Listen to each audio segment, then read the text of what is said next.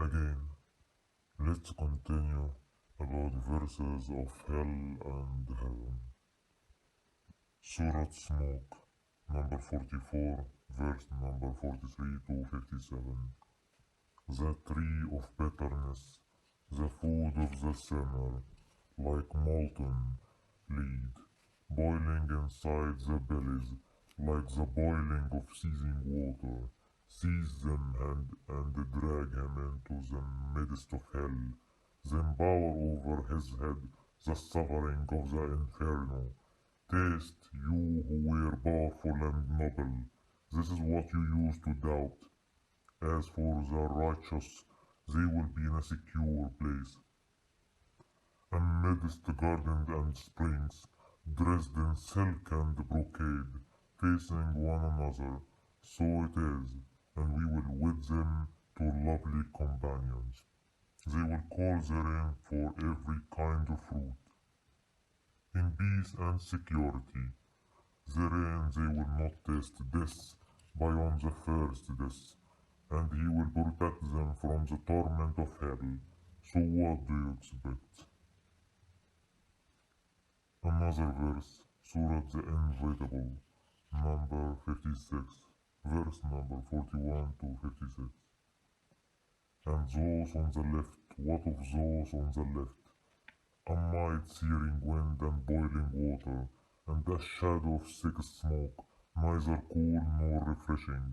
They had lived before that in luxury, and they used to persist in immense wrongdoing, and they used to say, when we are dead and turned into dust and bones, are we to be resurrected, and our ancient ancestors too?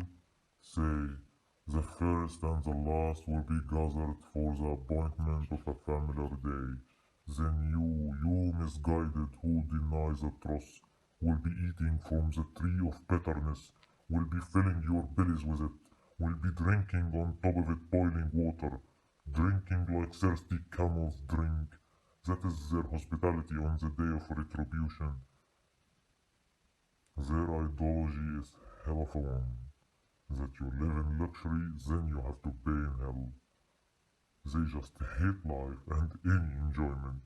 They are against any happiness in this world. What do you expecting from them? Now let's return to Surah Muhammad, number 47, verse number 10 to 15. Have they not journeyed through the earth and seen the consequences for those before them? Good power, destruction upon them, and for the unbelievers is something comparable. That's because God is the master of those who believe, while the disbelievers have no master. God will admit those who believe and do good deeds into gardens, beneath which rivers flow. As for those who disbelieve, they enjoy themselves and eat as cattle eat, and the fire will be their dwelling. How many a town was more powerful than your town, which afflicted you? We destroyed them, and there was no helpers for them. Is he who stands upon evidence from his Lord like someone whose evil deed is made to appear good to him, and they follow their own desires? The likeness of garden promised to the righteous. In it are the rivers of pure water, and rivers of milk forever fresh, and rivers of wine delightful to the drinkers, and rivers of strained honey, and therein they will have of every fruit, and forgiveness from their Lord, like one abiding in the fire forever, and are given to drink boiling water that cuts up their bowls. What do you expect from these people after that? Now, to finish this one with this verse. Surat Forgiver, first verse number 69 to 76. Have you not observed those who dispute regarding God's revelation, how they have deviated? Those who call the book a lie and what we sent our messengers with? They will surely know when the yokes are around their necks, and they will be dragged by the chains into the boiling water. Then in the fire they will be consumed. Then it will be said to them, where are those you used to defy instead of God? They will say, they have abandoned us. In fact, we were praying to nothing before. Those gods sent the disbelievers astray. That's because you used to rejoice on earth in other than truth, and because you used to behave with vanity. Enter the gates of hell to remain therein forever. What a terrible dwelling for the arrogant. Now, do you understand them?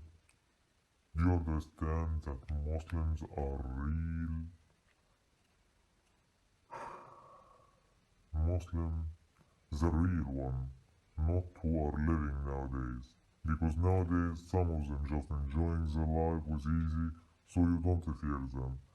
The real idea is that Islam itself, that is what all of you should fear.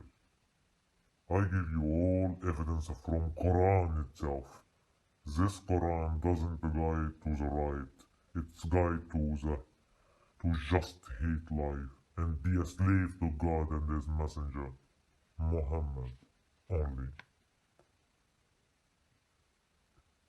Last Friday I heard in the prayer a story from our Imam says as follows, that Adam asked the God, who is Muhammad? And God replied, how did you know about him, Adam? Adam said, I saw it written on your throne that no God except Allah and Muhammad is the messenger of Allah. So God replied, this respond, except Muhammad, I wouldn't create you, neither I wouldn't create the universe. This is what they teach them. This is their mentality. So how can you even argue with them?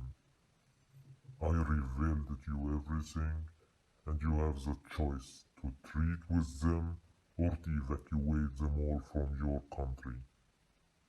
They believe in Quran, and I showed you what's written in this Quran. So what? So, would you make them live with you by this mentality?